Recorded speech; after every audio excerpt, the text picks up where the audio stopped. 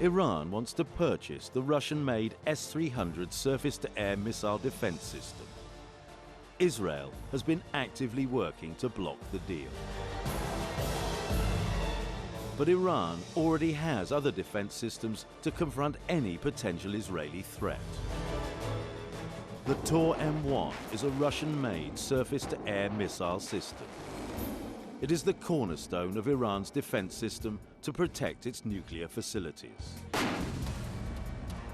With the ongoing stalemate in the sale and delivery of the S-300 to Iran, the Iranians are believed to have their eyes on another air defense system, the Buk, a medium-range surface-to-air missile system developed by Russia. The Tor M1, along with the Buk system, constitutes a potent defensive shield.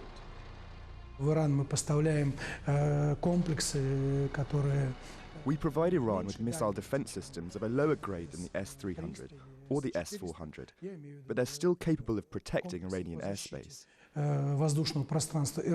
The fact that somebody has anti-aircraft missile batteries does not necessarily curtail the ability of the Israeli Air Force to operate. It just compels them to operate differently. But they don't lose their operational capability. Aware of international isolation, Iran is trying to achieve a totally self-sufficient armaments capability. But a lack of strong technical expertise is believed to have inhibited Iran from indigenously developing and manufacturing advanced armaments. This weakness means Iran only has the capability to produce lower technology weaponry. Toucan believes Israel maintains the striking edge with its ballistic missiles, especially the Jericho missile. Israel has produced Jericho 2s and 3s that have the range to reach into Iran. Now, if all things fail with using their aircraft, they obviously have the option of utilizing their ballistic missiles with nuclear warheads. Jericho 3 is the long arm of Israel. It has an estimated range of between 5,000 to 11,000 kilometers, depending on its payload. The Jericho 3 gives Israel nuclear strike capabilities within the entire Middle East. In his study, Toucan calculates Israel would need 42 missiles to effectively destroy the three main targets in Esfahan, Natanz, and Arak.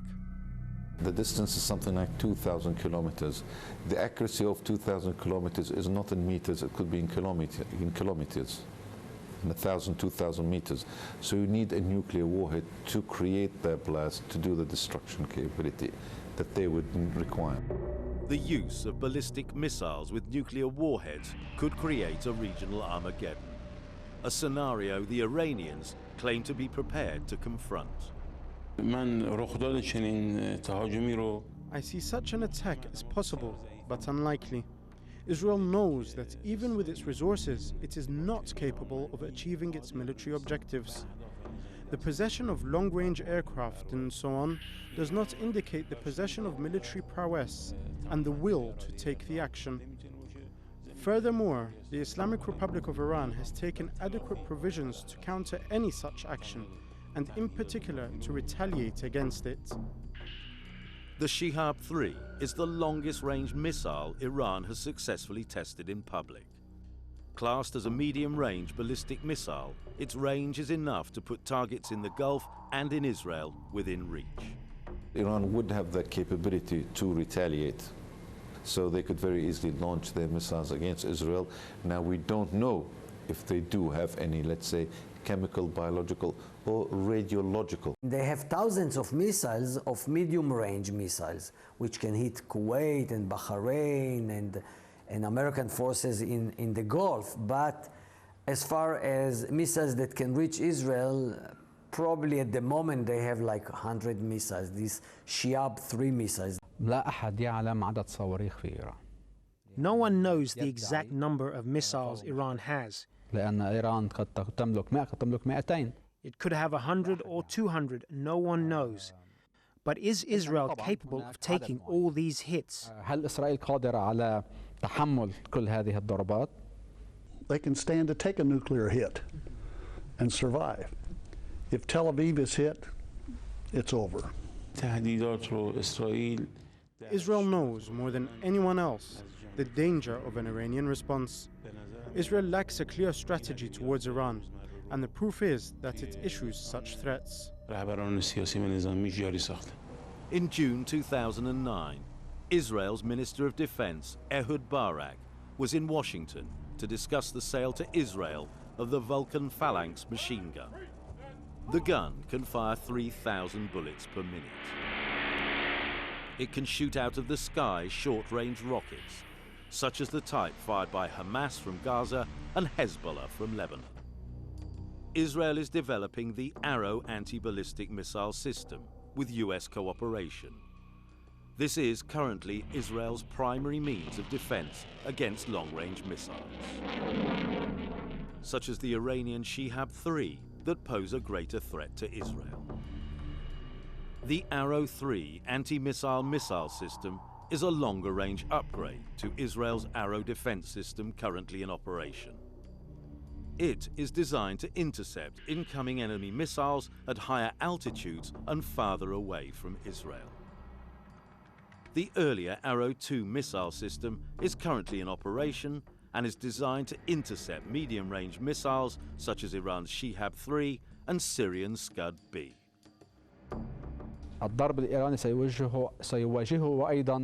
Any Iranian bombardment would have to contend with many Israeli attacks in return.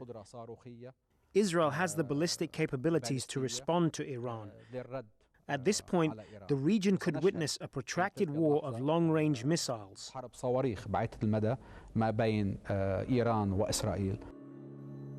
The willingness of Israel and Iran to both procure and develop ever more sophisticated weaponry could create a dangerous momentum towards conflagration. And there is a great danger and fear that the confrontation would spread and draw in other countries in the region. My view is that an Israeli attack would be very foolish on the part of Israel, and it would not be welcomed by the United States. Any Israeli attack on Iran would be seen as enjoying America's backing, blessing, support, whatever, even if we were not involved at all. That would not be to America's interest. If the Iranians hold the US and its allies responsible for any future Israeli attack, Iran will not only target Israel but other countries as well, meaning the Arab Gulf states and the US military bases in the Gulf. This would pitch Iran into a wider war against a group of very powerful countries. In May 2009, French President Nicolas Sarkozy was in the United Arab Emirates to officially open a French military base there, France's first permanent base in the Gulf. The base is being seen as a reassurance to the Emirates, which, along with its other Arab neighbors, is concerned about the nuclear threat posed by Iran. القاعدة الفرنسية القاعدة البحرية الفرنسية هتكون هي أول قاعدة. The French naval base is the first non-US base in the region, which is significant. This means the US will not be the only country controlling the security in the Gulf. الوحيدة على الأمن في الخليج.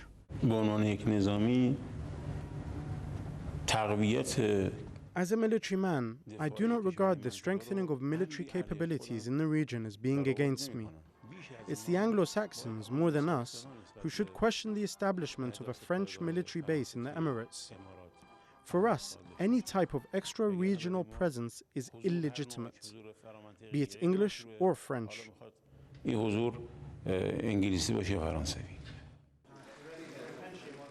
In mid-May 2009, Israeli Prime Minister Benjamin Netanyahu visited Egypt and Jordan, telling them that they needed to work with Israel to counteract the Iranian nuclear threat.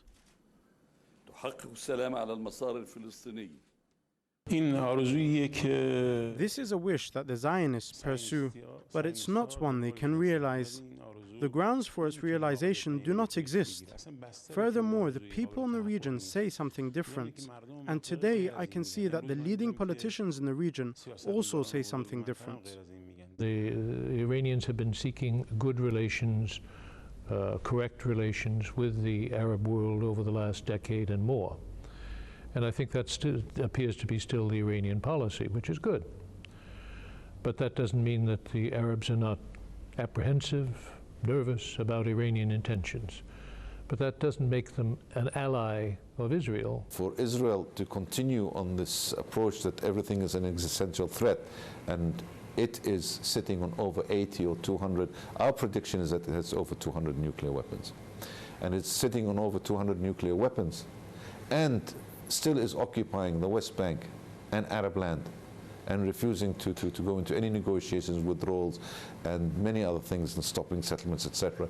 We don't really think that there will be any Arab support or acceptance or understanding to what it is that they're talking about, the so-called existential threat. If this is the last resort, no other option, if there is an existential threat for Israel, and Israel would have to attack Iran, still I'm saying don't do it unless you do something else which would give you the legitimacy. And this legitimacy is peace with Syria, peace with the Arab world, and above all the creation of a Palestinian state and solving the Palestinian problem, which is an Israeli problem. But peace with the Arabs and the creation of a Palestinian state does not appear to be top of Netanyahu's agenda. On June the 14th, 2009, the Israeli Prime Minister laid out his vision for the future of the region. He cited the threat from Iran as being Israel's primary challenge. In their first meeting since each took power, Netanyahu and US President Barack Obama grappled with rare US-Israeli differences over Middle East peacemaking and how to deal with Iran. I think the engagement approach of Obama is reducing tensions all over. I believe the Iranians will engage Obama. I believe the Iranians are interested to deal with Obama and make a deal with Obama. Let's see whether they can agree on the terms of the bargain. Ahmadinejad's win in Iran's disputed presidential election in June 2009 may have been a setback for Western powers hoping for a more moderate leader. The region and the world is now watching to see what lies ahead during Ahmadinejad's second term in office. The Israeli ultimate hope is that the Americans would do it, that the Americans would attack Iran's nuclear sites if it is needed. لدى إسرائيل قدرات عديدة.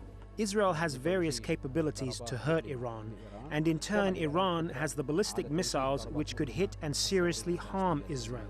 The lesson of the Iraqi war is that military force is not the solution to essentially political problems.